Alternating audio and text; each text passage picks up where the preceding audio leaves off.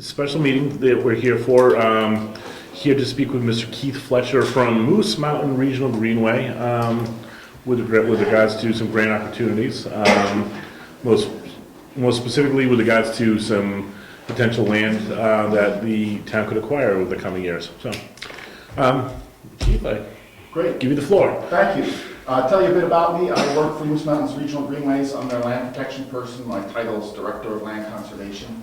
It's a part-time job for me. I've been there about 6 years. I do have a full-time job in Maine as well, where I do conservation along the Maine coast. I've been doing land transactions for about 19 years in Iowa, New Hampshire, and Maine. And I've got, and I'm in charge with Moose Mountain. I'm in charge basically working with landowners, putting projects together and so forth. I really appreciate that you thought to ask me to come and impart some wisdom. I'm really excited about the project. I got out and walked the property this morning briefly, just down the old Governor's Road. I've looked at the maps, and the 40,000-foot picture is it's a great project at a good price, and almost always when you see that, you'll have success in the end.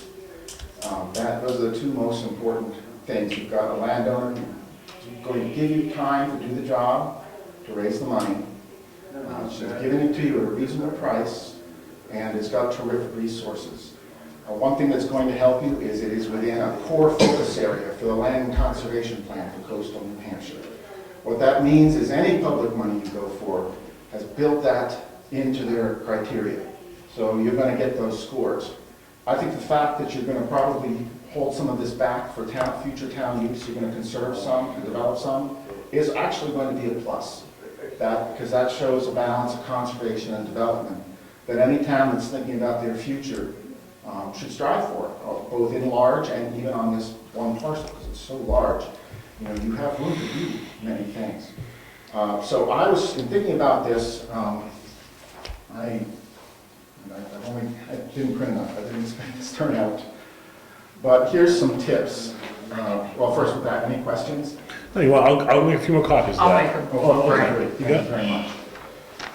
I think the most important thing at this stage is really thinking the project through so that you know exactly what you want to do, what you want to develop, maybe what your future uses would be of that, what you want to conserve.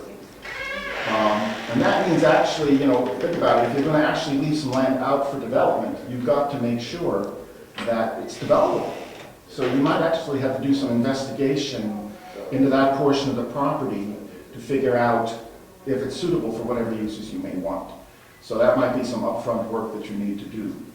I think it's going to be very important to have the talking points down, and you know, because remember, this is going to come to a vote. If the town accepts an interest in land, or gives away an interest in land, or acquires an interest in land, there's a public vote. So there's got to be community support, and it's got to be town-wide. So there's going to be a fair amount of talking to folks, getting them on the property, talking to them, getting them excited about this. So that's kind of the broad brush, I think. The other thing about dividing off land for development, and we'll get into this in a little bit. At some point, you're likely going to have to get an appraisal for this land, for the land that you're buying. And also, many grant sources will require an appraisal. I don't think there's any problem with the land coming out at 800 an acre after seeing all that road frontage and such. But this is, again, where you need to know what you're going to keep out for development and what you're going to conserve. Because whatever legal means you use to conserve it, here's how they're going to appraise that. Okay, so imagine you've got a rectangle with a little piece out of it, but you're going to, and the piece you're keeping out of it is what you want to develop. An appraiser and any conservation funder, they wouldn't care about that piece you're keeping out. The appraiser would look at what's left and value the land in that way. So they would pretend that that piece you're keeping out of the conservation is not even part of the land. What I'm getting at here is if you do have to care about how you configure the land, both from a developability standpoint, but also an appraisal standpoint, in that whatever's left over will be appraised separately and has to support the value that you're paying for the land. For example, if you just took all the road frontage out and said, no, this is not going to be, any of the road frontage is going to be in conservation, that would actually really lower the appraisal for the backland, because there'd be no good access to the backland, for example. So, and I don't know the status of the old Governor's Road, I might be wrong about that, if that's actually still a public road or not, then that wouldn't be a relevant example, but think about the configuration, exactly what you want to do. The other thing is, again, as you design this project, is to think about, I lost my train of thought on that one. That was embarrassing. It was a good point. It was a darn good point. My parents used to say something really annoying. What's not been important? Yes, it was important. So anyway, oh yes, yes, the point I was going to make was, try to get the design right the first time, because midway through a conservation project, development project, whatever you want to call this, you can change horses, but it always costs you time and money, and it's difficult. So having to design a project and then having to go reconfigure it later and go back to the funders and say, well, we're not really going to be conserving this parcel, we're going to conserve that parcel over there or whatever, that can be done, but it's going to cost you money. So any? I got two questions. Yes. When you accept grant money, there are restrictions with it. Yes. Could you talk about the types of restrictions we might be looking at? Well, right now in land conservation, there's two tools that everybody uses to conserve land. And again, all the time I've been in this business, I keep waiting for additional tools to come along. But the two acceptable ways that people see to actually conserve it, meaning conservation that lasts for generations, is either have a conservation organization acquire the land, and whose primary purpose is the conservation of land, or conservation easement. Most funders will be looking for one of those two things. And we'll get into who those funders might be. But it might be a clever workaround. People are trying to develop new things, new ways to do that, but right now, permanent protection, three equal signs, is the same as, land acquisition by and management by a conservation organization or a conservation easement. A typical conservation easement, which is a restriction on future use, is definitely on the part that you place the easement on, not the part you keep out, which hopefully you would not put the easement on that at all. That would be free to do that, whatever you want with that. So on the part that you are putting the easement on, typically there's restrictions on, first of all, public access is a plus. So if the easement actually says this land must be available for the public to use into the future, that helps you with funders. So that's what they call an affirmative right. Typically forestry is allowed in New Hampshire. Almost all easements are working forest easements. But usually there's a requirement for a management plan by a licensed forester. And then whether that management plan gets reviewed by whoever's holding the easement, and I'll talk about easement holders in a minute, whether that plan gets reviewed by them or not, that's a subject for negotiation. In some cases, the landowner, which would be the town, would just submit a copy to the easement holder. The easement holder would just get to look at it and maybe comment. In other cases, the easement holder wants the right to actually approve it. And so there's a point of negotiation in the easement with whoever you're working with. But when the resource is harvested, the money would go to the town or to the... I would set it up that way if I was you. Yeah. The easement holder doesn't, unless you have some side agreement or there's something written into the easement, and it's very unusual for this to happen. The town would still be able to use it as a town forest and hopefully get some good forestry in there and get some income over time. So that is part of your planning, actually, part of your budgeting. There are people who are experts in town forests, and I could think of their names if I had enough time, but who've worked in a number of New Hampshire communities to set these up. Usually with permanent conservation, because actually under the RSA, town forests aren't protected. The town can do whatever it wants. Middleton just took 5 acres of their town forest and put it into a gravel pit. But this would have an easement on it as part of the funding. So yeah, it could be a nice income stream And I do know examples where, I'm thinking of a 200-acre property that a town acquired, the land trust has an easement. And they did some clearing just for wildlife habitat, and it was junk. And they got $7 or $8 just for the wood chips. Which isn't how I recommend doing forestry. You can make a lot more money if you plan 40 years ahead, but it certainly can happen. Again, the easement, somebody holds the easement, this is a deeded right in the land. When you have an easement, the town would be giving up some of these rights to another entity whose job it is to make sure they're never exercised. For example, give up the right to develop, or subdivide, or mine gravel, or remove topsoil. Those rights will not be the town's anymore. They will be given to an organization whose job it is to make sure that they're never exercised. So they're extinguished, and there's an enforcement. It's like a marriage, in a way. There's, whoever you work with on the easement would have to, you have to be comfortable with them, be it the state or the land trust. You have to be comfortable with them, because it's a long-term thing. And the holder of the easement, their obligation under the statute is to visit the property or monitor the property to make sure that the easement's being followed. If there's a violation, and half the time the violation is not known by the landowner, half the time it's actually in a butter doing something, that they have to try to fix the violation. And in the end, if it's a blatant violation and the talks break down, the easement holder actually has to take the landowner to court. So it's a legally enforceable agreement. By the way, that rarely happens, but it's possible.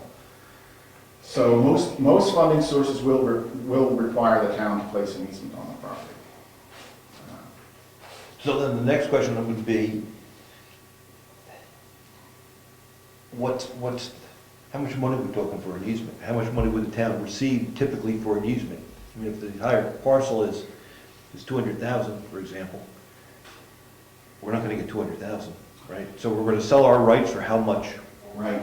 Well, here's the thing. You're getting this at such a good price. I think that you're going to do all right. I think that, let's talk about the price for an easement. A land trust or a government agency. Government agencies actually can do things land trusts can't. But typically, you cannot pay more than appraised value for the easement. So the easement could be appraised. And the way an appraiser looks at values of conservation easement, they have it in front of them. Typically, you have to have the easement kind of done before you can get the appraiser value. And they'll look at the value of the land without the easement. Then they look at the value of the land with the easement on it, and they take that difference. So an easement that removed development rights on that property and also had some forestry provisions and allowed public access would actually have a pretty high value. Because after you place the easement on it, you basically it would just be backwoods managed forest. And that wouldn't have much value. So the actual easement value would be the bulk of the value of that land. Another really great thing about this project I mentioned early on is that price that you mentioned to me. It's a very good price. And this is a good thing because most funding sources, it's called a bargain sale. She is selling it to you below fair market value. And that difference between fair market value and what you're selling it, what the landowner, he or she is selling it at, that is as good as cash to funders. So in other words, if I was doing a project and I knew the land was worth $2,000 an acre, and say I had an appraisal showing that, and the landowner didn't care about getting full money and just sold it to me $1,000 an acre, that $1,000 an acre, I can call that cash in any proposal I write to all the big funders and say, look, we're getting this for half price. And so that's cash you don't have to raise. Because all these funding sources, most all of them require a match. Usually it's 1-to-1, dollar for dollar. But if there's enough of a bargain sale, you've already got that. So you can just when you do your budget, to whoever you apply to, and I'll talk about that in a minute. When you do your budget, you can just, boom, contribution by landowner. Let me say that, what I heard. Okay. So if it's assessed at $500,000, pick a number, and we have to pay out $200,000, that's what she'd like. We really have raised $300,000 against that purchase on paper already. Yes. So it could turn out that if we got 50% of $500,000, $250,000, it costs the town nothing. Yeah, that could, I've worked projects like that.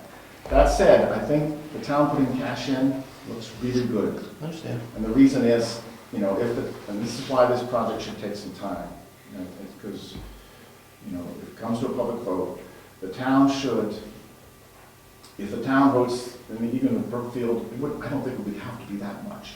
But just putting something in, that tells other funders, wow, the town supports this. This is great, because nothing speaks louder than when people vote to spend their town's money, their own money on a project. So I do think there should be some town cash in this. If I was putting this together, it would be. But the amount, I don't know if that's even important, if this bargain sale amount's big enough.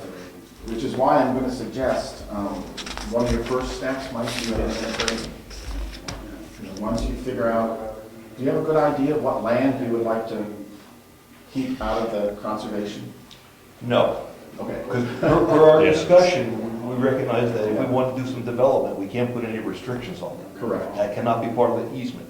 Right. So we have to follow the steps you just described to define it, to make sure that we We'll can want use to it. know exactly where that is and how much, and that might take a while, I know. What happens if it's only can be used for government use? You cannot sell off any of it for other use, it only can be for, ball fields.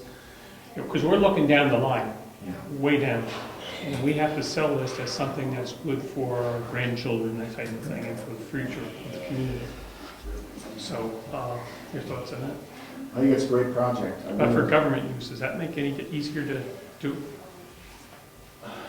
I think that that's your intention, and I believe, right, is that you want to keep this, you're talking about the part that you're keeping out, correct? Right. I think that's your intention, and I think that that would be a good thing to tell the funders, and I think they'd like it, actually, because again, it shows a broad thinking about your future that includes a balance of conservation and development.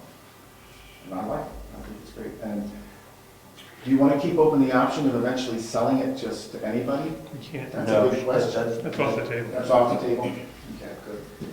The restriction she'd like to put on the sale is open to the public, use in the future for municipal purposes, whether it's a firehouse, a school, something in the future that we don't see today needing, but coming in the future.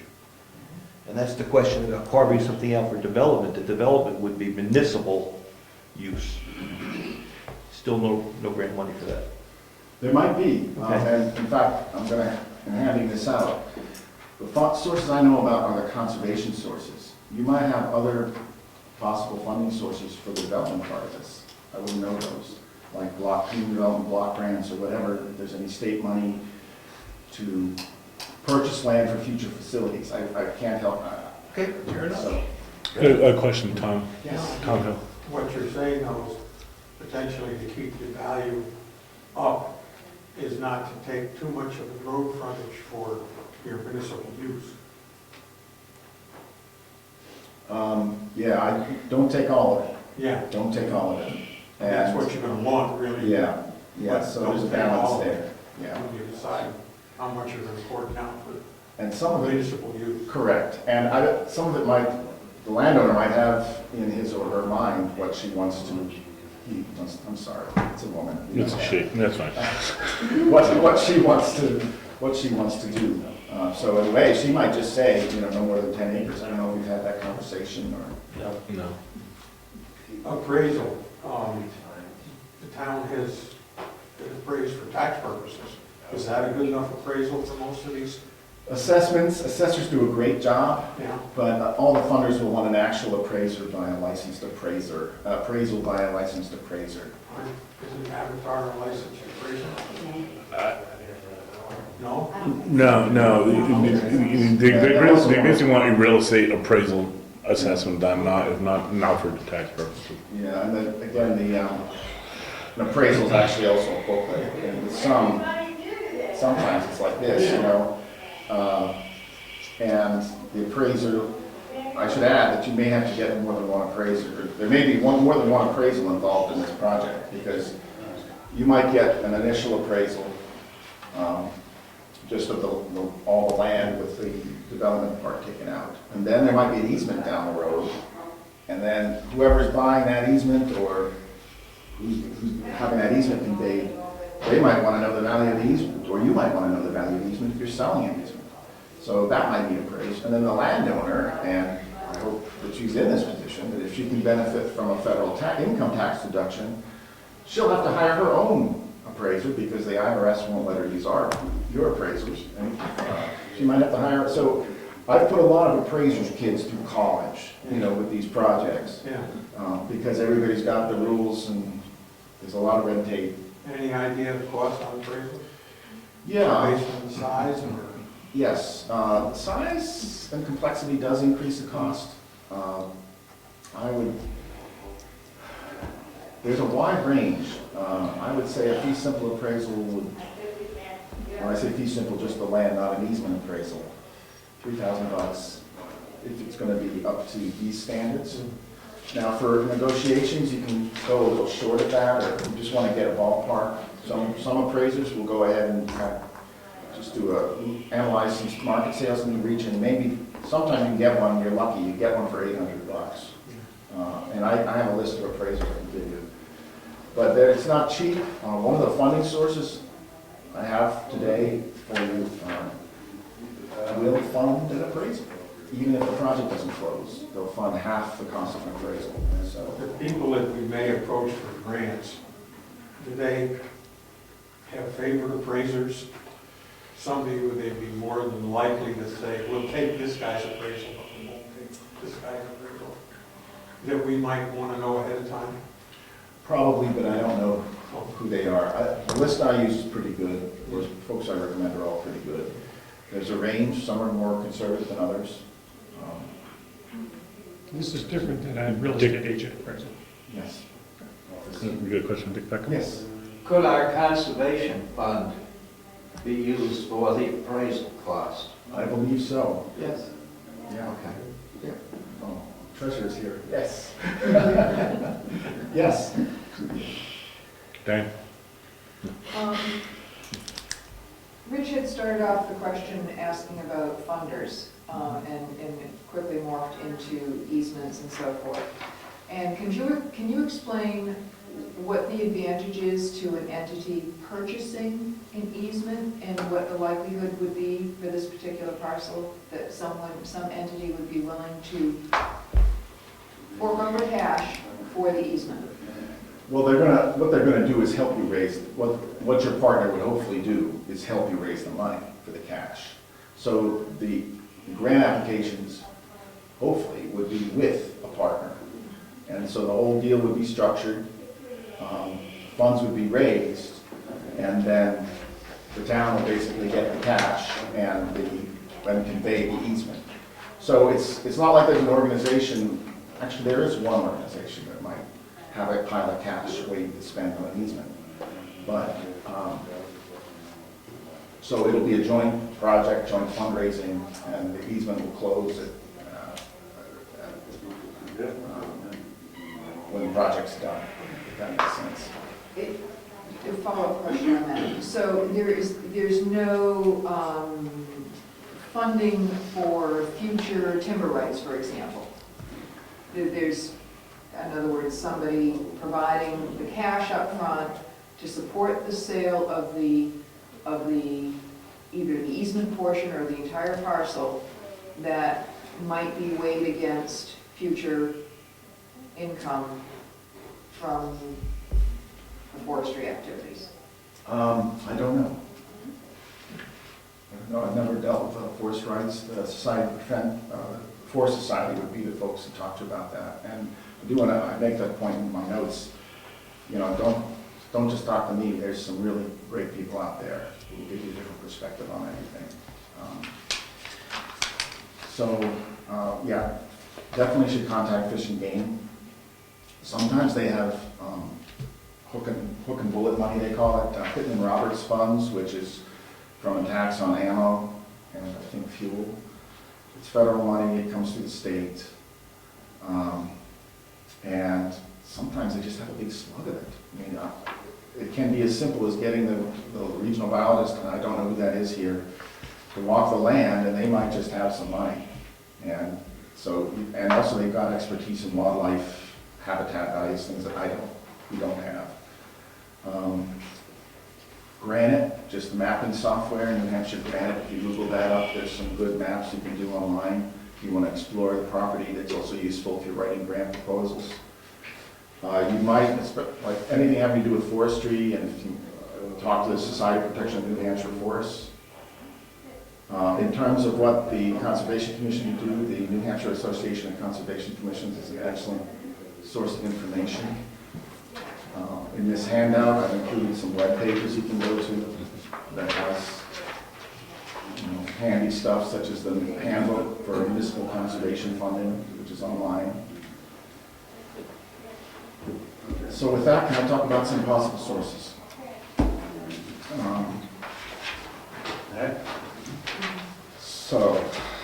And I'm going to talk about public sources. Before I do, let me talk about private sources. I think this is a good enough project that you might actually have a small private capital campaign. That's possible. You might actually, and I advise you do it. It actually gets people involved in the project and excited about it. It doesn't have to be a large sum of money, but it's a way to get broader participation. But the Conservation Fund can get donations. You can actually fundraise, and I've seen it work a couple times. There may be some private foundation sources as well that would like this. You probably want to talk to the New Hampshire Charitable Foundation, see if they know of any donors. The way the New Hampshire Charitable Foundation typically works, it's not like they have money, but they have connections to donors who are interested in conservation. And this project's actually, with the development component, there might be some folks around right now who think that will really like to see that. So you might want to contact them. That said, public funding is the most likely way to go. And I think I'll go just down the list here, if that's all right. PREP, the Piscataqua Region Estuary Program. That's a mix of federal funds and funds that they get from the New Hampshire Charitable Foundation donors. That is good money for transaction costs. So, an appraisal. I saw some flags out there. Has that been surveyed? Do you know? That land's been surveyed? We did some wetland work. Okay. And then someone marked some barbed wire trees right in the middle of trees this big, which tells me it's old. So somebody's done some marking out there for wetlands, and the wetlands is a great component. We're in the process of carving out 5 acres for a cemetery. That's a separate transaction. It's a separate transaction. Oh, I see. Okay. So that is typically, they've got 2 programs. One's just for speculative appraisals, which is great because half the time you get an appraisal and the project doesn't close. So there's not many funders willing to take a chance like that, and this must be their private funder who's giving this money. And that's up to $2,500 for an appraisal, 1-to-1 match requirement. The deadline for that is coming up fast, but they do issue RFPs twice a year, so it comes around. The big one is, we're talking about the Municipal Conservation Fund, LCHIP, and that can be big money, 6 grants, the Land Conservation Heritage Improvement Program, I think. That can be big money, that can be 6 figures. And you should definitely look at that. I would go ahead and contact, if I was you, Fish and Game. Again, they sometimes have a handle on money. It has to do with when Obama gets elected. Because there was a big pulse that came through about 2 years after, about 2010, 2 years after Obama was elected, because there was such a huge increase in ammo purchases. And when he got reelected, that money should be hitting here soon. So one month they didn't have any money, and the next month they had, really big bucks around. So it's worth, I think right about now, the timing is right to contact them. There is the ARM funds, ARM, Aquatic Resource Mitigation Fund. The ARM funds are not raised through income taxes. They are raised through wetlands mitigation fees that are levied on developments. So when a developer needs to fill wetlands, they have the option to pay into this fund, and then the funds are dispersed through ARM, Aquatic Resource Mitigation. The amount available there goes up and down by year depending on the amount of development in your area. So if there's a lot of development in the region, there's usually a lot of money in that pot. But if there's no development, there could be down, there could be no money. So those could range from tens of thousands of dollars, again, up to six-figure gifts. One of the difficulties of that money is that more and more it's focused on, it's always been conservation and restoration, but more and more it's focused on restoration. So you have to have some messed up hydrology or messed up wetlands that need fixing. And it could be anything from a hanging culvert somewhere to some wetlands that have invasive species you want to get rid of. But there has to be some impairment to the wetlands that needs fixing if you want to score highly with those funds. So there, with ARM, it's good money, and there's some great wetlands on this property, and you'd have a shot anyway. Even if there's no restoration, you'd have a shot at this money. But if you can find stuff to do, to fix, you would score higher on this. There's a letter of intent usually in April for that you have to submit, and then the full proposal's due in August. One warning again with that money is if you're going to do restoration, there's usually science and engineering involved there, so it is a little expensive up front. So for example, if you need to restore a culvert, you're going to have to talk to somebody about how to do the culvert properly. So an engineer, you're going to have to get plans together, know what you're doing. So it's big money, but it's expensive up front and difficult to get. Also because it's mitigation funds, it typically can't be used to match other federal funds because it flows from the Clean Water Act, basically, and it's considered. It's not considered a gift somebody gave to help make the project happen. It's considered a price that was extracted from somebody for filling some wetlands. There's also moose plate money, which is technically called the New Hampshire State Conservation Committee funds. Those are typically, and I think this is do very well with those are typically $10,000 to $40,000. It's very wildlife focused. And but I think he would do well. The RFP for this year is out July 1st, and proposals are due in September. And those are the funding sources that are public. Yes? Is there a problem with having several of these grants, or do they not want to give you one if there's other groups giving you grants? No, it's expected that you're going to have to cobble this together from different sources, unfortunately. That's how I spend much of my time. He's trying to get bits of money from different funders. Again, the thing to be careful of is match, because federal money can't be used to match federal money. And of these, LCHIP is state, PrEP is a mix of federal and private. The State Conservation Committee is state. ARM is considered federal money because it flows from the Clean Water Act.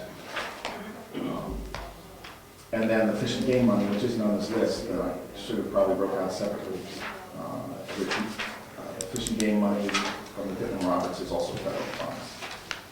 So you can't, as you're putting a budget together and you're trying to meet the one-to-one match requirement most of these funders have, you can't use any federal funds to match federal funds.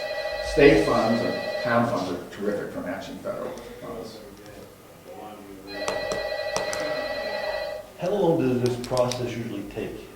2 years. 2 years. When the town's involved, it takes a while, because you've got to get the project designed, you've got to get support for it, you're going to have a town vote at that point. ideally that's in place first, because you don't want to go up to the end and have the town vote no. That would be bad. But for the town vote, you'd like to have the total financial package Yes, available. yes, So you do that work so that you can describe the finances. And that's got to be before the vote, right. which means you should have your grants lined up before the vote. I think you should. We should garner support before Or, we start pushing the grant, Yeah. obviously. Well, that's the catch-22. Yeah. it is a catch-22, I know. And, you know, there's some risk. I mean, you could put a lot of work into this and it could fall apart. But again, this feels like a project that should really succeed. You know, things that will, I mean, if the landowner's main interest is money, projects tend not to work out. Because it's awful hard to just raise all the money that the landowner wants. If the project has poor resources, it often doesn't work out. If it's a small tract, 10 or 20 acres, it's often hard to get funders excited about that. But this seems to have everything. You know, it's got value, it's a wonderful price, a patient landowner. This should work. This should work. Yes. And some of these people who are potential grantors, do they kind of want to hold back if the town hasn't voted for it? Or does it really make a difference to them? Yeah, it would definitely be a consideration around the table. Because there's, and in the end, it's people looking at the proposal and talking. And that's one of the first questions they'll see is, was the town behind this? It's going to be hard to go to the town and say, we think we're going to get money, but we don't know, but do you want to be involved? Yeah. So, you know, if I was going to warrant with it, if I was going to vote with it, you know, I would have a pretty good idea where the money's coming from. And you don't have to have the money in hand. You might have the proposals out, you might intend to apply for it. But it would read something like, you know, and how you word it is actually pretty important. But to leverage $180,000 in additional funds, you know, expend $20,000 from the town conservation fund to acquire the so-and-so property off the Lyford Road, of which 220 acres will be conserved with a conservation easement, and 30 acres will be conserved, but will be set aside for future use by the town. So you don't have to go through and list all the funds, is what I'm saying. You just need to have a good budget that you're comfortable with, and make it contingent on getting that other money. So if you don't raise that money, you just don't buy the land. So if that makes sense. So you don't actually have to have it all in hand before you go to the vote. You just need to have a good budget and a reasonable certainty that you're going to have success raising the balance. So, in my opinion, in this town, there's a couple of dynamics. One is the finances, and the other is the restrictions that the grant would put on the town. How do we understand what restrictions will be coming with the money? So we could talk to those. And different funders might have different restrictions too. You know, so especially the ARM funds, they don't like you cutting trees much. They're getting work, you know, because of where those funds come from.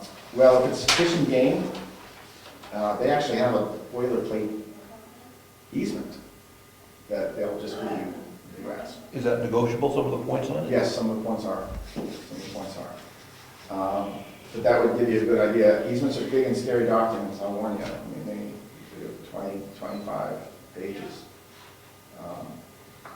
But they've been used a long time, and they seem to be working pretty well. We're fortunate to have the grant committee in town to study the grants and make recommendations. So if we could get a hold of some of these grants, we could charge that committee with distilling out the important points for us. Where do you think we could find those grant documents, general ones? Any of the works. I'll give you some websites. Okay, they're on the website. Those are pretty much links right to the grant documents and RFPs, most of them, I think. Excellent. So if we can find some that are really distasteful, we just won't go that way. Right, like ARM money, for example, because they might not like you cutting trees. Yes. So you might just, you know, cut that off. Excellent. This is gonna be something that we have to get the town to be in back of because of our tax rate being high. And people are leery of spending money just because of the budget restraints.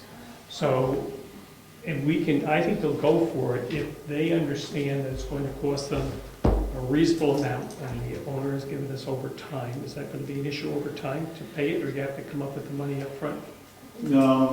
It's nice to have it up front, but as long as she's willing to write a deed to you, you can do basically a promissory note back to her. But you want the deed. You don't want to get through a bunch of payments, then miss a payment, and have her take it back. I mean, a mortgage situation would be good, but I think people would be comfortable. There's ways to structure a purchase over time, you know. Work for people. Yeah, I have another thought. Geez, getting old.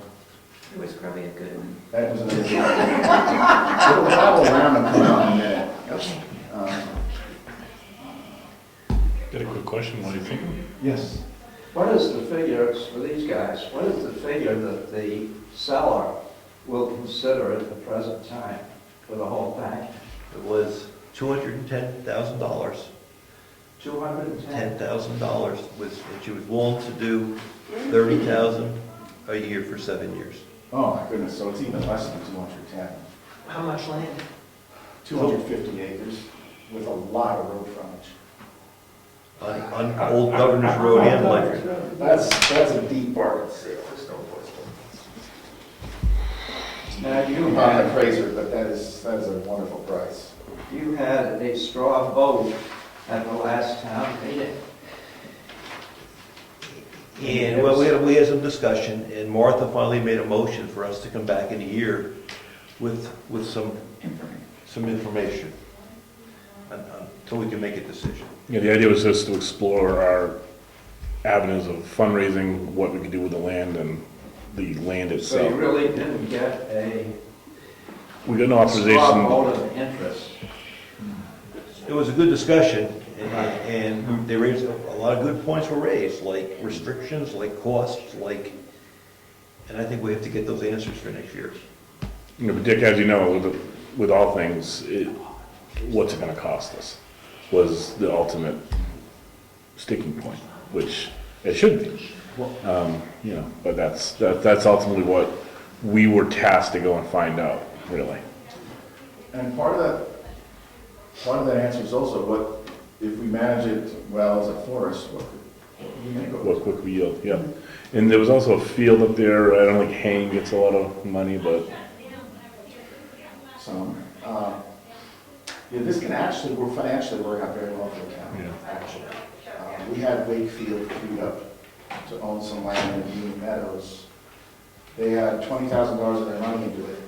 They were gonna get it for $20,000 with an easement on it. It was actually worth, with the easement, it was actually worth $80,000. So they could have actually gone, taken it, closed the property, sold it right away to someone else and pocketed 60 grand.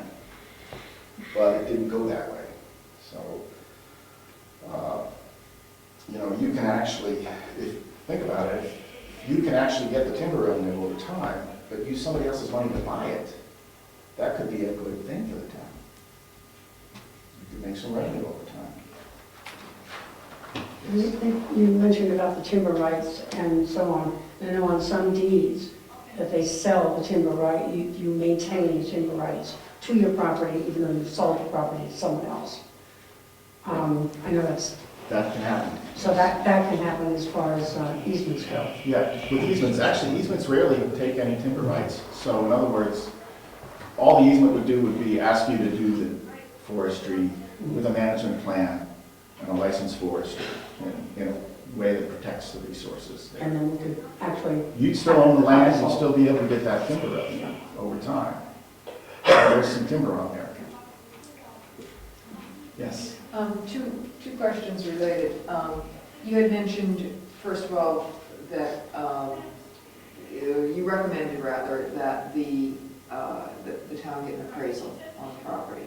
Yet you also commented about the bargain price for the property and using the difference between the cash value and the appraised value as match. So regarding the match, just want to be very clear about this. You have, let's say that there's $100,000 value of match. You have to carve that up to match different grants. In other words, you can't use that $100,000 over and over again. Right, for- yeah, okay, so you just can't use it more than Be once. very clear about that. Yeah, That has to be monitored yeah. in terms of grant applications. And then, so the second part of my question is, would you not then recommend also that there be that second appraisal before the grant applications go out, so that there can be documented that, what that difference in value is that would constitute the match? Yeah, I think that's why you want to get an appraisal, is so that you know what that value is. But there's, okay, So- not the easement Yeah. portion. I guess that's what I was confused about. The way I would see this being structured is, there's not an organization, with one exception, that's likely to just pay you for an easement. What you're gonna do probably is go in with a partner, and apparently it's not gonna be us, it's gonna be somebody else, but go in with a nonprofit partner or with a state partner, jointly raise the money, and then at closing, the easement would be conveyed to the partner, and the town would get the deed. So first the town would get the deed, then the easement would be conveyed to the partner. So it's not as if the money's gonna go to the easement purchasers as it is, it's gonna go right to the landowner to close the deal. There might be some additional funds, like transaction costs, that are raised as part of the overall budget. Like a land trust that's doing its job right when it takes this easement, really should put about $20,000 into a stewardship fund. So those costs might, at closing, those might go to the land trust. But it's not like the money's gonna, land trust's not gonna go raise separate money for an easement and then buy an easement. You're gonna go in together and you're going to raise the money together, and everything gets done at one table at closing. If the owner doesn't want an easement to a group, is there a way for us to, as a town, to be able to do exactly, say we're not going to build and do anything in one particular area, that would be supportive of somebody giving a grant? So, ask that again, I'm sorry. If the owner does not want to Oh, have anything to do with easements in the whole process, Right, and her stipulation that it became, the whole thing is the town's, but the town can use it for certain purposes. recreational purposes, etc. Is there a way to do that? Not that I know of. You could consult with others, but the only permanent way to legally protect land is an easement that I know of. I wish there was another way. Sometimes a landowner will donate land with certain stipulations to a town, but I have seen multiple times when that's been done, and after that landowner's gone, people have forgotten, and those stipulations just aren't honored. And I've seen that many times now in my 33 years. So I think really if you want to honor her wishes, an easement should be part of this. Now, she doesn't have to be involved with the easement. She's selling the land to you, so it would be the town working out the terms of the easement with whoever's holding the easement in anticipation of the town ownership. In fact, she shouldn't convey the easement prior to closing, because it would actually, if she's thinking of a tax deduction, it would actually really lower her tax deduction, because the value of the land would be greatly reduced by the easement. If that makes sense. So, now hopefully she's not, I mean, if she's, I don't know if she feels like there should never be an easement, no matter who owns it, or if it's just that she doesn't want to do it with an easement. I don't know. I think she's always said she wants the town to own it, Right. but that doesn't say she's against easements. She wants the town to own it. You made a comment that Moose Mountain may not participate, or we may not go with Moose Mountain. Why do you say that? Because we're new to this. I think you should look at other potential partners. I think Fish and Game, I mean, we'd love to be a part of this. I don't, you know. Is it against your rules, or is there something on the table that we're talking about? We'd be totally open to it. But, you know, we've got, I'm just here advising you on the project. Yep.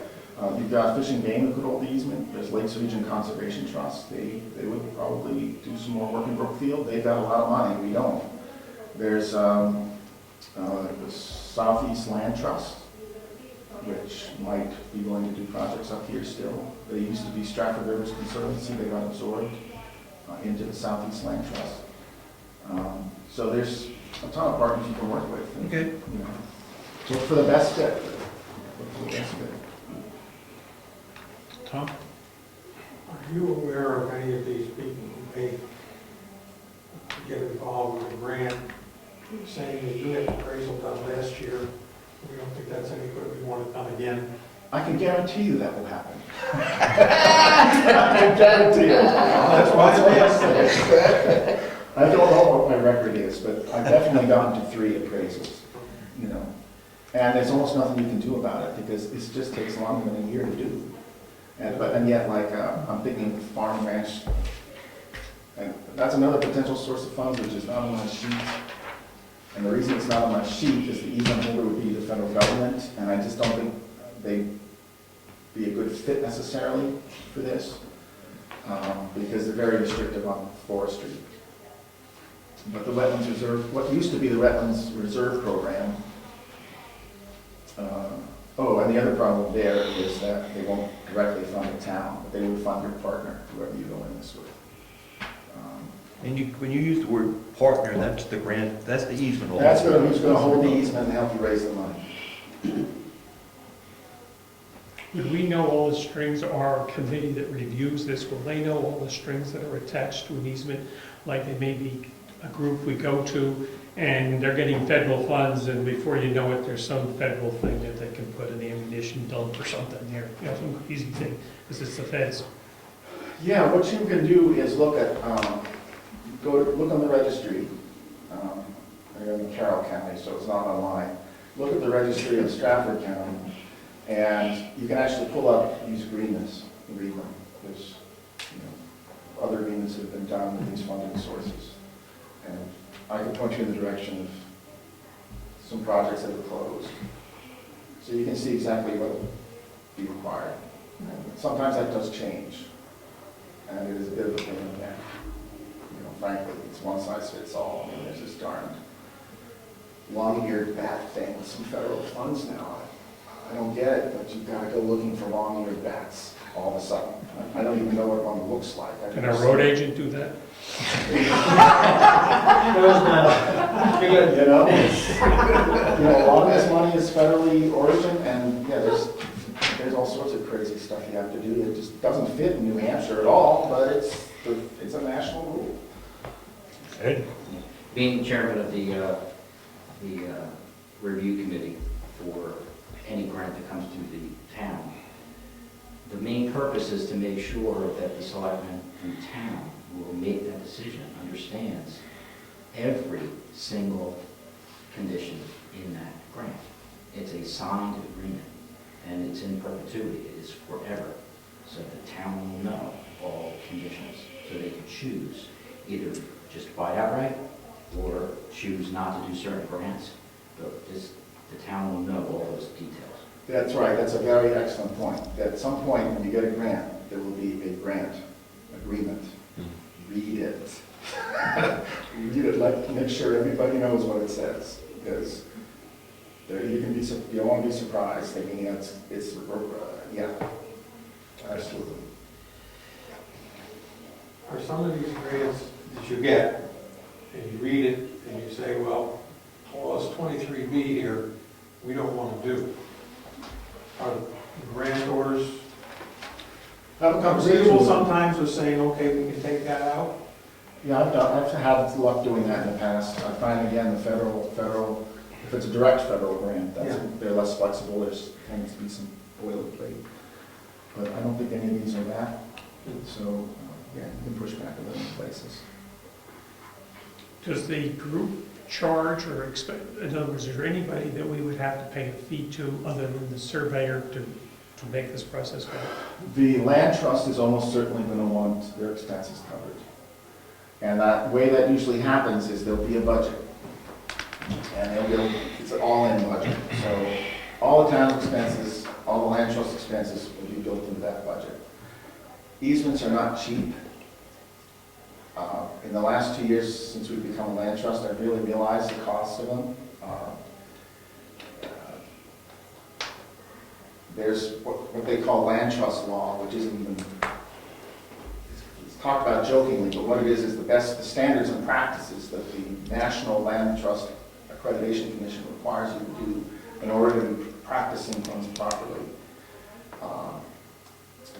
They have certain ways you should do things. And one of them is, okay, an easement's in perpetuity. What does that mean? Well, one of the things it means is 50 years from now, you have the money to go out and do that monitoring every year. So when a project's done, most land trusts will put in enough money into a special account so that the interest from that will be used to monitor easements in the future. So typically, when we run the math and figure it's about a day of someone's time every year, we figure a 3% real return above inflation. Our own stewardship endowment tends to be around $17,000, $18,000 bucks. And that's the amount we need to put into a bank to fund somebody every year to monitor the easement. In addition, every year we pay for $60 per easement for easement insurance. So that's an annual cost. And then there are other annual costs like signs. Most easement holders want to put up some easement signs, things like that. So you put all that in, and typically there's easement transaction costs $30,000, even if it's donated to land trust. So it may be an advantage to just buy it and avoid all these costs. Just buying the land, yeah, it's something to consider, especially for a small parcel where the stewardship costs for the easement are so big over time. So we could estimate at $30,000 roughly for the cost of the easement. Then we have to throw on top of that, And then you got do the survey. Right. Oh, and that's their cost or our It cost? depends on how you do the budget. If you get a partner who wants to take the lead and go do all this stuff for you, then it would be their cost. But if you want the town to be doing this, then it would be something that you pay for. But yeah, then on top of that, you would need to build in, costs for surveys, appraisal, attorney's fees, because you're going to definitely want an attorney involved to review the easement, and also a purchase to review the deeds. Signs, you should go ahead and put in a budget. If you know you're going to put a certain area aside with a kiosk, budget for that up front. It's much easier to raise the money when you do the project than it is after the fact. So anything you think you're going to need to purchase the property, place the easement, and set it up for public use, I would put all that in your budget and just have it, boom. It's going to be a big number. I mean, way more than the 210 you're talking. It might be a $300,000 project. But now's the time to do it, because when you're out there fundraising and the project doesn't happen, that's when you have the best chances for getting the money. Okay, thank you. Who monitors the monitor? I mean, at the national, you mentioned that there was a National Association of Land Trust individuals. Well, who makes sure the monitors are doing what they're supposed to? What I'm saying, if you get a road monitor, what enforcement is used for that? One of the things, some of these grants, a couple answers.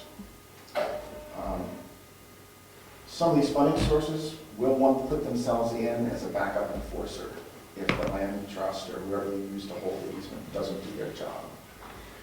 If it's a state-held easement, usually the federal government has an agreement with them that if the state doesn't do their job, the federal government can enforce the easement. I've never actually seen this happen, but that's usually the arrangement. If it's a land trust held easement, often the state sources will require that the land trust will say, look, the land trust has to do their job as part of doing this money. The land trust has to do their job, and you can start to enforce. Another tool that's sometimes used is you'll bring a third party in even, and that's called an executory interest. And that's fairly common, actually. And with an executory interest, you have the landowner, you have the easement holder, and you have the executory interest holder whose job it is to make sure that the easement holder does their job. So that actually is a policeman. And they won't actually go out and necessarily monitor themselves, but they want to see that monitoring report come in every year. You know, they're going to cruise by the property every once in a while, check it out, make sure it's right. So it's not the level of stewardship that the easement holder has, but they are actually assigned as a backup enforcer. And sometimes it could be the state, usually it's another land trust serving that role. What I don't know is what happens in this state if a land trust goes out of business. I have to look into that, because that can happen, you know. Follow up. You had mentioned before that usually the violations occur because of when a butter did it. If the easement is controlling a certain acreage or a certain parcel, how does that easement have any enforcement on that butter? It doesn't. But what butters will do sometimes is build a house on the town land, for example. And that is actually an example of that. So it's not unusual for a landowner with this kind of acreage to not walk their boundary. And the butters will just come over and do stuff. They'll start cutting down the trees or building structures or dumping stuff. So that's where the violation is buying a butter, but it's on the town land. Oh, you're But not often, yeah, not saying that. You're not saying that they're controlling the No, other's property? No, there's no land right that you have to abutters. But half the time, the landowners really don't know, the person who owns the land doesn't know that an abutter is encroaching. We just paid a bunch of money for a very small survey for our 5-acre cemetery. We had this whole 200+ acres survey. Are we gonna have that done twice, 2, 3 times? Hopefully, Is it normal? only once, but you know, the surveyors can disagree. No. But, you know, there's a huge variation in cost in surveyors. I love this guy, Tom Brulette. I mean, I don't want to recommend just one person, but Tom Brulette, he's had him survey 200 acres for me. It cost about 10 grand. And there are these one-person shops. They're much cheaper than the big outfits. But hopefully, and let me tell you about the survey you're going to need. You're probably going to want the boundaries surveyed if it's not already. The surveyor will need to provide you with a plan. You'll also want the easement survey, and this will be budgeted in your budget when you put it together. The easement survey separately. So that and the surveyor will provide you with the survey and also the boundary description, meets and bounds. So, you know, by a rock wall, 300 feet to a pin. And then what you do is you actually take that easement description and you would put that in the back of the easement. So it describes exactly the property that the easement affects, no more, no less. So you would not just be hiring I'm saying this because you would not just be hiring a surveyor to do a plan for you. You want them to give you the boundary description, which you incorporate into the easement deed, and ask them for a shape file or a GIS file. Because it's really nice to have that. With that, you can pull it up in Google Earth. You know, you can make maps. So in the contract with the surveyor, ask for those 3 things is what you'd be bidding for. You know if there's any time limit on the survey? They're not too good at finding pins in the winter. Like this last winter. This last winter was really hard on surveyors. I mean, I'm trying to get. If you have an existing survey that's Oh. 5 years old. No, but you know, what's happened over 30 or 40 years is the standards have changed quite a bit. And they've gotten better. But no, a 5-year-old survey should be great, as long as it's. I think the current landowner had it surveyed, but I don't know how. 2010. Yeah, 2010. Okay. should be good. Do you know who did the work? I think it was White Mountain. They have a good reputation. So then, that's a cost savings if she's willing to provide that to you. Because then when the easement the area gets defined, you want, again, separate descriptions for the easement versus the land you want to keep out. That'll save you a lot of money, because then they'll just need to define the out parcel if it's not part of the easement.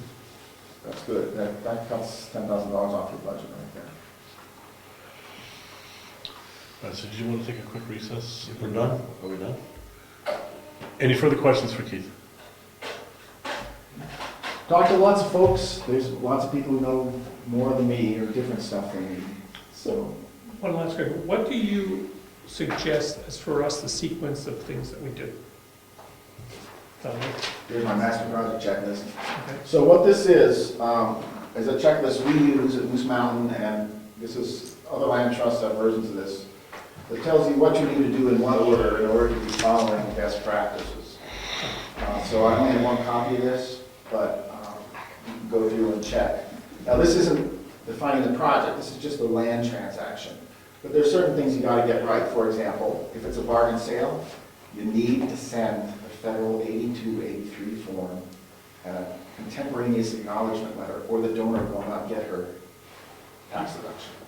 So stuff like that you can't forget, because the IRS is a real stickler with these rules. So, and then just, the landowner should have an attorney to represent her. That's a good thing to advocate, someone who just looks out for her.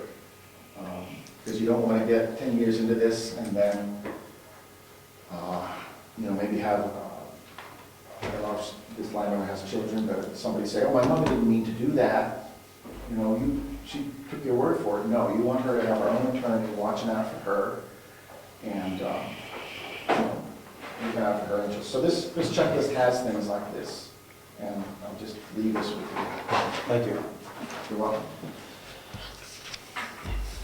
It's exciting. It's a great property. It's a great property. I think you can make this work. I really do. Thank you. We'll take like a quick 5-minute recess and then come back and do some cleanup business and. Thank you very much. Thank you. Thank you very much. Thank It you. was very Yes, informative. thank you, it was very informative. Be here, actually. I'm ready to go. Okay. What did everyone think? Take comments. Eddie. I'm sorry. You can call me Ed too, as long as. Well, yeah, but it's easier for me to call Ed and Eddie. It just makes my life easier. Eddie, you just said thumbs I don't down. know why you would even consider that. I had no idea what the terms that Mrs. Hunter presented to you, $30,000 a year for 7 years, and you have total control over it. And then if you minus out the timber Mhm. that you would get, even if it was $5,000 a year, on a good forest management, you're gonna get money every single year. And then you can decide that, oops, I didn't hold out enough for ballpark, school, cemetery, Yep. and you don't have to say, well, we screwed up there, we gotta go look for another place. You have total control over it for peanuts. Ed? And also, if the owner now does not want it to be sold to groups or it's only for town use, you certainly can have an agreement that be done in perpetuity. That's right. It has to be written up that way, it has to be clear. And registered. It's more important that the town has control over it. It sounds like the owner wants it that way. That they want, because, we're using a portion of it for the cemetery. She's saying that we could use the whole entire rest of it for whatever the future needs of the town are. And I don't know how we would be able to get an easement saying that we're only gonna use a certain piece for a certain town use. How are we going to actually do that? If I heard him right, I think you would do a secondary survey of the easement property versus the carved out Like property. an overlay. And so you would have an easement on 200 acres and then be 50 acres carved out for municipal purpose. That's what I think I heard Keith was absolutely saying. That's why he said you would need almost a second survey on top of your survey, to carve out the easement. So it sounds doable, but I'm curious what everyone thought. Well, the money you're gonna spend to satisfy his requirements, the surveys, the appraisals, up to 2, 3 appraisals, all of that, and setting aside all this money to monitor it and all of that, that's 50% of your purchase price right there. Tom? when we took the walk with Wendy Scrivener and Rich, discussing lumber, whatever, I think 5,000 a year is very high. She said, you maybe get $1,000 out of it.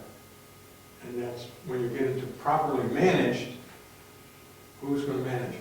I mean, who's going to be able to replant whatever to get future timber money from it? You will get some. A forester would do that, and they take a cut, you don't pay them, they take from the harvest. Yeah, we would need to go into a forestry Right now, the management. way it is now, Oh, understood. there is not much good wood. No, that's what we've heard, that the wood up there is not great, so we would need to get into forestry management with a good forester to make that a 50-year project, you know, And each ultimately. year, under good management, that yield, not just the cost, but the yield will increase. Yep, And that's a long-term, that's long-term thinking, absolutely. not just, Absolutely. And that's, I think Keith was saying too, that, you know, that this is something that's just gonna pay down the road every time you yeah. go there and cut. And I don't think you'll find that most foresters are going to employ a strategy of planting new trees. They're going to manage using natural seeding processes and all And that. selective cut. But if the town and the conservation group of the town said, we want to, you know, turbocharge this forestry project, then you would go in and plant and do it with town volunteers. Yeah. A couple of things on that with the management, best management practices. Usually you have a stewardship program, and they're kind of, they're costly. I mean, you can't depend on the state forester, the state has cut down so much anyway, or cut back. So it's hard, they'll come and give you some advice or teach you how to do stuff, but they won't actually come up with a stewardship plan.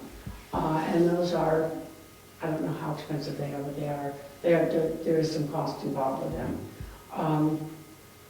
The other thing is, if it's up to town management, this is the board right now, but the board down the road, some may decide to put a big gravel pit up there, or let's just clear cut it, or let's just, you know, I take all the, you know, there's no guarantee.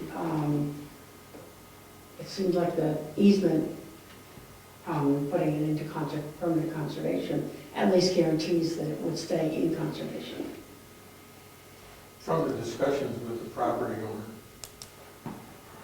I got the idea that what she wanted to do was to maintain a percentage, and I'll say 85% of this, as public lands for hiking, riding horseback, snowmobiling, whatever you want to do.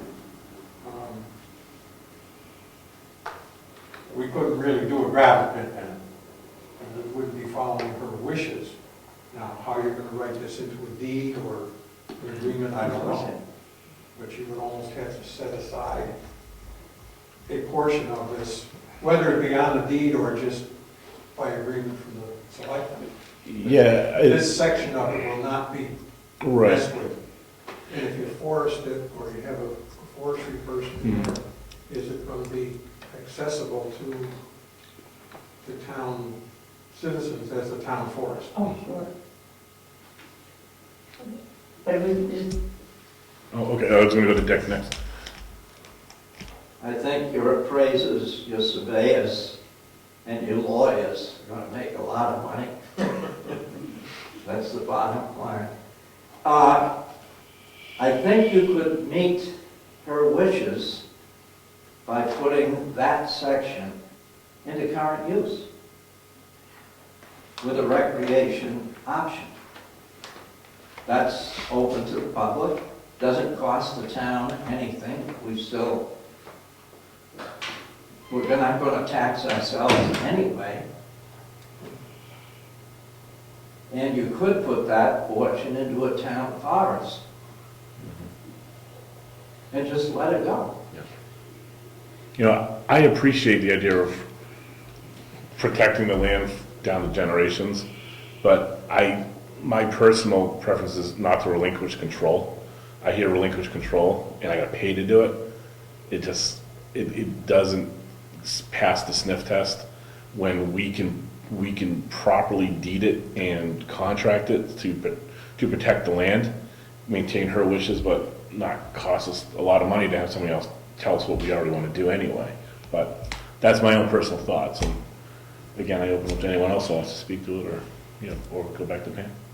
I guess what I don't know is if you have land that belongs to the town and it's in current use, and I don't know if the town would even have to put it into current use. If you took 5 acres out, would you have to pay a penalty for a school or something like this? I don't think you would. To the town? To the town, it's town, it's town In and out, property. yeah. The easement sounds like a very, and you can talk to other people who have easements, like Dulcie, for instance. It costs money, just from the legal aspect. A lot of money. The reason we're pursuing it, or looking at it, I shouldn't say, we're looking at it is because of the $30,000 a year. But it's not free.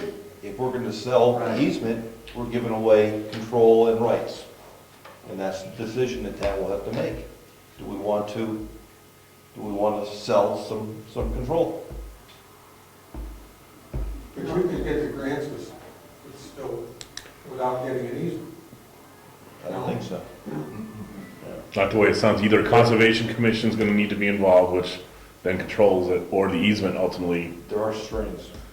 It was one of the two, but one way or the other, you lose control of that land for these conservation grants. That's the way at least I interpret what Keith was saying. But I heard. So what you're saying is Yeah. you feel it would be better for the town just to buy it? Not That- take somebody My own else's- personal thought, Well, and I want this as an open discussion, not us playing our cards up here, like, my personal thought is that, but, That's originally how it started. The town was just gonna Yeah. buy it before All it right. got involved. I'm gonna go back to Eddie next, and then Pam and I Ed. mean, the purchase, just like the guy was saying, the purchase price is excellent, and it sounds to me it's interest-free. Mhm. It's interest-free. I didn't even know Mhm. 30,000 a year for 7 years, boom, done. That's the purchase price.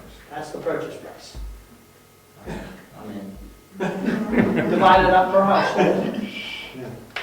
Okay, Pam? One other thing, well, the price that you're paying is to make sure that, ensure that it stays in conservation. Mm. That's what the extra dollars are, is Mhm. to make sure you're putting a value on it being in conservation.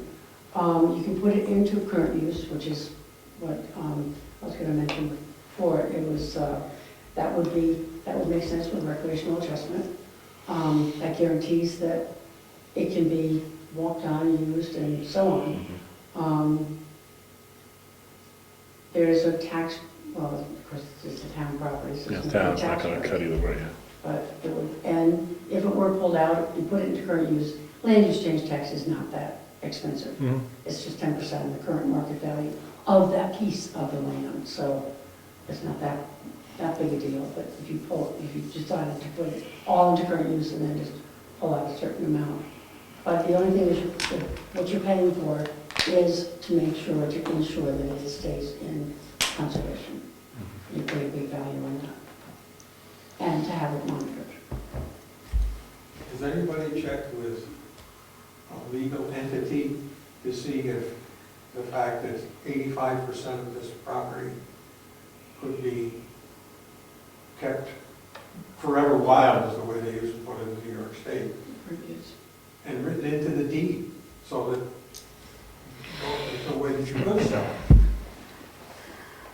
Yeah, these are things I think we could explore with council and not, and see if there is a way for us to do what the landowner wants and what ultimately I think we all here want is to make sure that this land doesn't turn into a subdivision, you know, I'm just throwing that out. Can we do it by our own means, but never relinquish that control of the land to a third party? That's what I think council give us advice on how to do that. Ed? I will look around because I believe someone somewhere in this nation has done before, where they didn't go fishing game easements or any other easement, but they actually came up with their own agreement. So I don't think we have to, reinvent the wheel. I think somebody has done this already. Sure. But I want to go back to what the owner of the property actually is wanting. Do they want it on conservation? Do they just want it? I know I'm making you repeat it again. She would like the town to own the property, keep it open to the public, and use it for any municipal purposes in the future that we would like to use it for. Can't be sold off. Can't be sold off. That's a good point, because she is, in future administrations, and the town needs money, get a different board, she doesn't want to carve off 10 acres because we need some cash, so it stays as a parcel. But part of it was supposed to be for recreational purposes, even though the town can't take the whole thing and put up a mega office building. No, but that's a portion of it she wanted to be kept for the town use for I think Do we recreation. know what that portion is, percentage-wise? She wasn't, she There didn't was report. nothing Nothing, specific. she just said, Most of it. Keep it open to the public. Let them swim, she let them hunt, let them, whatever they want to do, they're doing it today.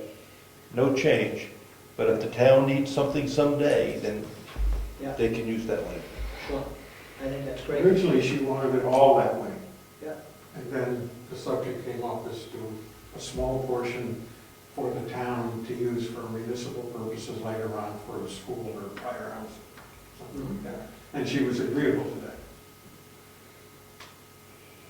See, the contract is a contract, and it's enforceable. That's what the government's supposed to do, really. It's one of the things it's really supposed to do is enforce contracts. One of the few things, yeah. So if we put that all in a stipulated plan, then, we don't have, we have a conservation commission. This is just a brainstorm idea. Couldn't that be the entity that would just enforce? Manage it. And manage it. That way, if we want to plant, what I like about that is our conservation commission is our conservation commission. It's our people, our landowners in this town. I don't personally like outsiders coming in. I know I'm an outsider. Outsiders coming in, taking over your property. Unqualified I outside. would much rather than people. New people. I don't like to use the word stakeholder either, but I've learned to use it. The stakeholders are the property owners in the town. If we have a conservation commission, then that should be the entity that does that, not Fish and Game, or, like he said, who watches the watcher. Yeah. So that would be my brainstorm. Can't the town set up a trust that is an irrevocable trust or something like that for that land? Absolutely. And this is where I think we could sit with competent counsel, That's right. our counsel, to express to us Tell them what. what our stipulations are and formulate the paperwork to do. But again, the town, this is going to be town, so it's going to ultimately go to a town vote, and we will need to let them know what the possibilities are.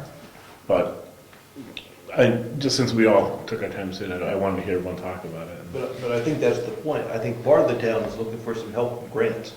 The grants don't come without strings, and we have to lay that out. That's. Right, so I almost wonder if it wouldn't be worth it.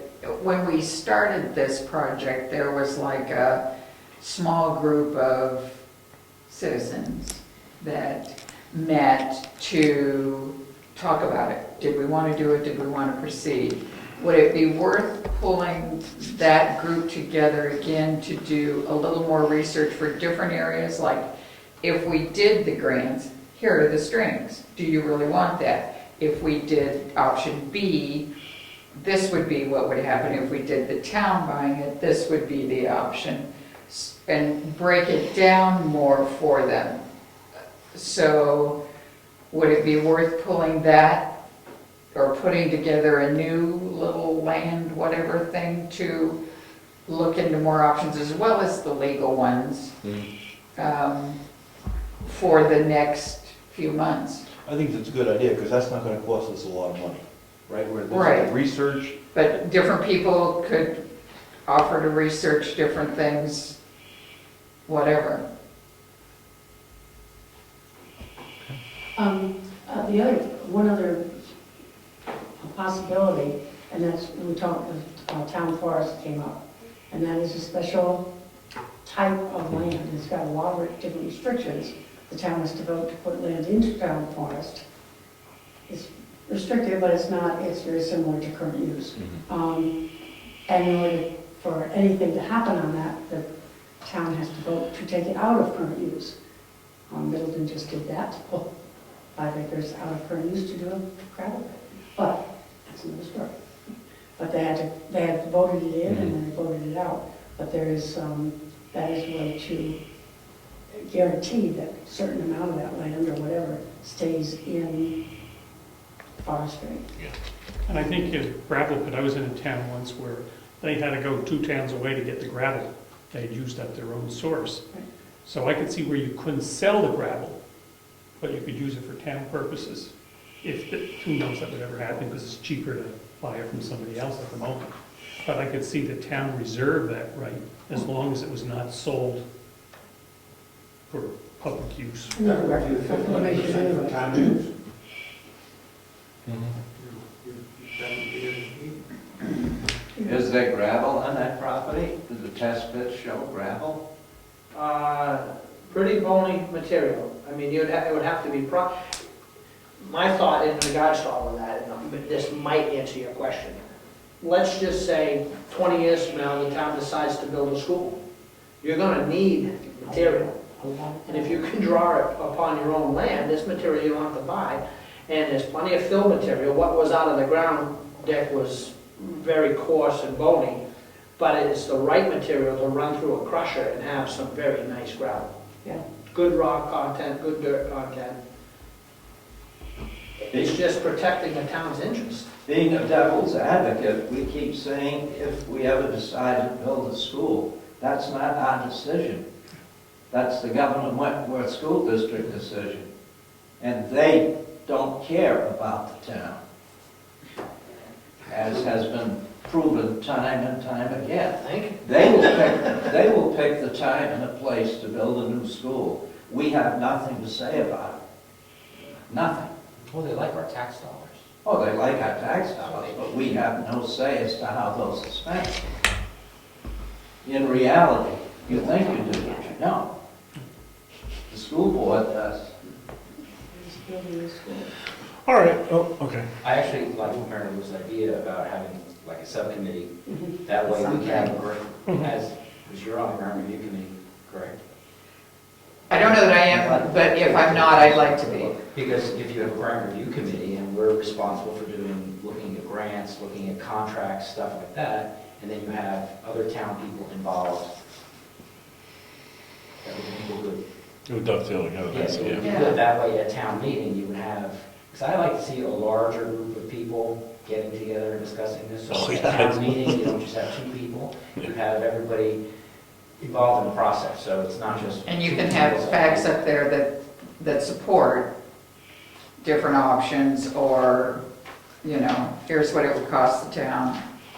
But like we just went through with having to redo the Wolfboro Parks and Rec thing, they had figured out what it cost per house. Well, what would it cost to do $30,000 a house? What would it cost you as a taxpayer versus this is what you're giving up if you decide that that's not worth it to you. So here's what you're giving up. And I think 2 or 3 options for them that to be looked into would be a good thing, I mean, I've done grants and written grants for the town, but by the same token, so I'm more used to reading grant language and knowing what they're gonna take away. You'd be better at researching what's behind that organization.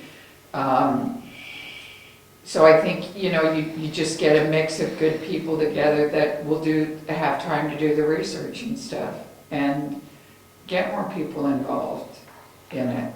Would we be ready to present something to the voters this March? I think you could be, absolutely. I would hope to, just because of what would be Well, I offered. think you would have to. I don't know how long she's gonna sit and wait. It's been a year and a half now. That's right. I have to assume this is all part of her estate planning. Yeah. You know, Be waiting. we took the forefront with a cemetery, I think that was something we asked to make our priority. This became a secondary, the cemetery is falling into place nicely. I think the remaining of the land, the remainder is something now that we need to move up on the list of, trying to get our ducks in a row for March. I think we could be at March and at least have options available to people, Could we take it out of the road agent's budget? So, That's, Excuse me? Can we take it out of the road You wanna agent's get- budget? Why not? so when do you want to get together? Do we want to do it on a Saturday? If we're going to do this and get together, you want to do it Saturday morning like this and have coffee next door or something? I'm okay with it. Today's the 30th. Every day's worse than the next, in the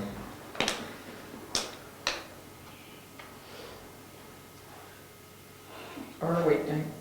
Whatever, I don't know. Work city, I mean, the key is to get participation. Yeah, that's, it can't be the typical core. We need some other opinions and insight on there. and the more people that get involved, I think that's gonna translate to the homeowner that there's interest, and I think Mhm. she'll get excited that people are interested and it's more than just a few. And it would also provide more information to people attending the town meeting, because they're the ones that need to be What they educated. were, I You know, let are them we, every is this Saturday. what we You really don't want? have to be there. So, 13th or the 6th.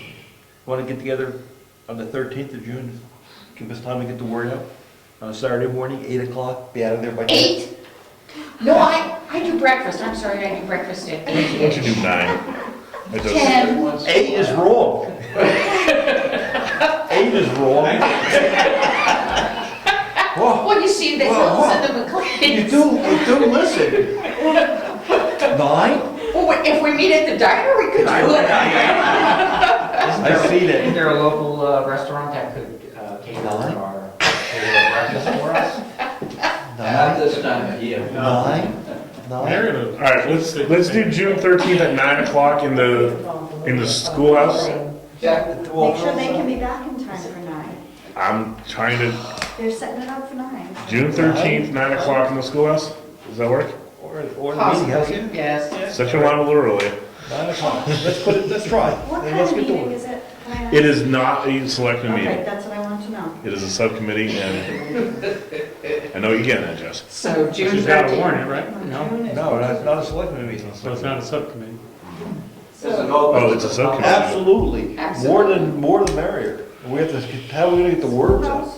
What are we gonna call it? What kind of meeting is it? Land acquisition. Informational gathering. Yeah. Yeah, but once there's a committee, I think it has to be warned.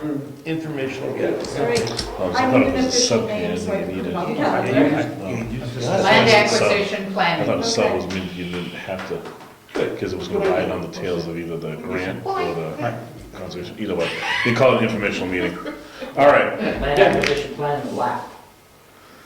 There you go, Matt, put it in the. all right. So we're good. Let's go. 13. No other business. I just wanted to bring up, Ed, we got you here, roads.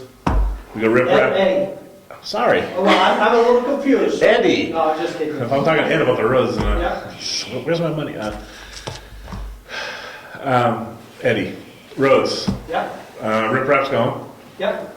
You're getting more rip rap delivered Tuesday, you told me? They're making it on Monday.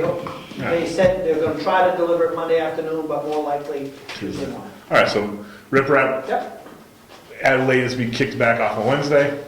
Yeah, hopefully I can have it finished by Wednesday is what I'm hoping for. Okay. And then the train tracks is gonna be carved and filled with gravel, Gravel, yep, and ready, ready for when we pave. Right, to be paved, And then to the paving. yeah. What do we know about prices for paving versus what we originally quoted? Yeah, as I had mentioned to a couple of you, that quote is actually the prices we've been paying for the last 2 to 3 years. It's just that it's very high because of the miscalculation in footage, and, The grinding costs seemed out of whack with what we were typically paying. yeah, but it has been. I went back and researched. That number needs to be changed a little bit, but it's the same price we've been paying for the last 2 to 3 years. All right. Well, when you do the calculation, let me know what it is and I'll update the spreadsheet for the grinding. Okay, Well, update any of the numbers, whatever's changed, Sure. paving, so we can update the spreadsheet and then Yep. for capital improvement, because we have CIP coming up now. okay. So let's get the new numbers, even Yeah. if it's a penny or, let's get it as accurate as we can for CIP. And then at next select meeting, will we think we should be able to get a hard number for which portion of the road and, Until you do the, that's, when I call him and ask, he says, that's the number I'm carrying until I know Okay. exactly the footage. well, that's what I mean, you Yeah. want to measure out a section for us, either the west or the east, I lost track. I remeasured them and I gave you the new footage. Hold on, let me just, Okay. I won't have the roof, I'm gonna handle that one today. Do we have both new bids in there? I think the other one came in. Was it? I don't know if the other one came in. Did you get the new, all right, so the roof's going to wait. Because, can't think of his name. Dave Champion.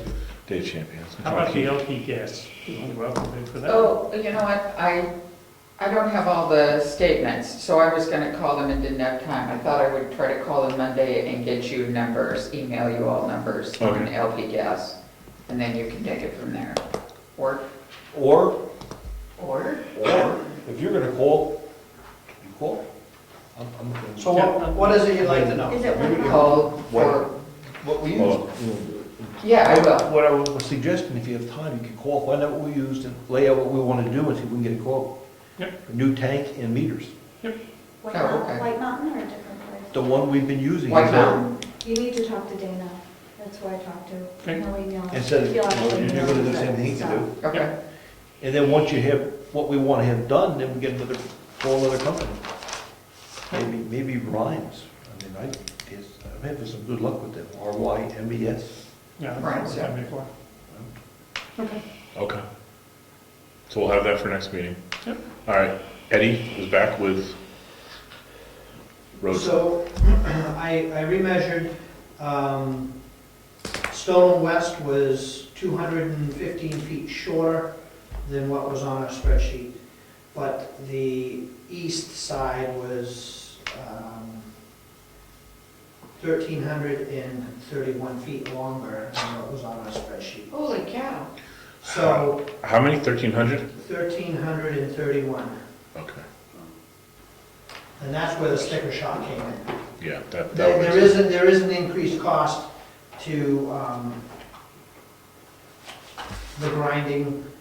Gravel, I think, is the same, and paving, I didn't, this paving is per square foot of every inch of thickness, so I haven't extrapolated what that means per ton.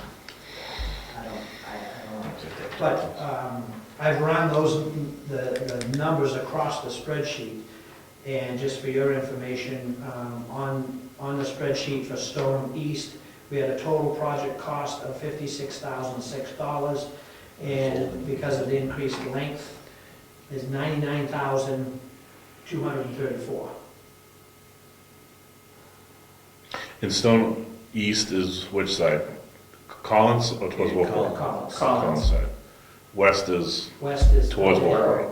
The original Stone East wasn't the whole road. Well, that's what I'm suspecting, that It wasn't there all was a the way, line now that you're- somewhere when the sheet got redone, yeah, there was a line left off. It had to have been broken down into two sections. That's just, I think it you was. know, Phase 1, phase 2, or something like that. yeah. But anyways, the west side, being a little bit shorter, and you can see how the projection worked. The original 2,700 feet was $84,186, and with the decrease in footage, it's $83,984, and that's west, yeah, west. and that's west. And obviously, we don't have the budget to do them both. So I would strongly suggest doing the west side, since that's more shady and uphill is gonna be better for the maintenance end of things. As far as potholes, they both got the same amount, they're both bad. Yeah, they're both rough. They're both bad. It's the one you drive on more is worse typically. The individual drives, yes, the opinion of the individual is based on which side they drive. All right. I get it. See, someone got it. So sweet. It goes good. All right, so we can put forth a motion, then we can go ahead and get the formal bid to start on West. Is that doable? Yeah. And it's shaping up to be a very busy year in the construction industry, so. Get it in now. Act sooner than later. All right. All right, I'll put forth a motion that we go forth with the Stone and West project at the estimated cost of $83,984. No, did that go down? Oh, no, it's the new price, yeah. Money? What did we Just, I know that's a lot. What was the warrant amount? Wait. I have The it. warrant was 75 that we put into the road repair budget, what do we call it, road project budget? I thought it was. 65 into road repair for this year. Maybe 65, because. Oh, did we drop 65 it? for, But we have 65 that we put in, but we have in the trust fund. Oh, wait, that's the back of the book. The I trust thought it was 75. no, You must We have cut cut it it. down at the last minute. Who the heck took it down? Oh, yeah. road and bridge, 71,000 before what I put in. So we could take a little bit out of that and bring it down to get this job done. I think so, okay. We have the money. All right, so my motion's still up there. I'll second that. Any discussion? Who you going with? The guys who did, Lifer did a nice job. Yes. I'm very impressed with their work. Yep, and they do, he's been the cheapest, but, you know, formality, we'll go get some prices from others. No discussion? All in favor? Aye. Good. So, I will call the one that gave us the preliminary numbers, I'll call him on Monday and I'll start researching okay. a few others. There's some that we've used in the past that I would not recommend even including in the process. If they happen to call by watching the video, we'll give them the opportunity, but due to dissatisfaction. Fair. The appraisal, how do we start all that? The appraising company. Appraising what? The appraiser, Laboratory, well prepared for that. Oh, I'm not ready to talk about all this. Saturday, man. I'm gonna get on it. Put it on the agenda, put it on the agenda. I was like, what am I doing for next? It comes up. I wanted to do that, I want to get the road out of the way. Don't- All right, we'll wait. It's a very pretty folder, by the way, Bill. Hey, big sale. Makes sense. All right. Any other public comments? Tom? Heritage Commission, Tuesday the night. 15th of August. I don't know yet. I was gonna go home and Okay. Rick wasn't where he needed to be this morning, so I'm thinking of Maybe it. a breakfast.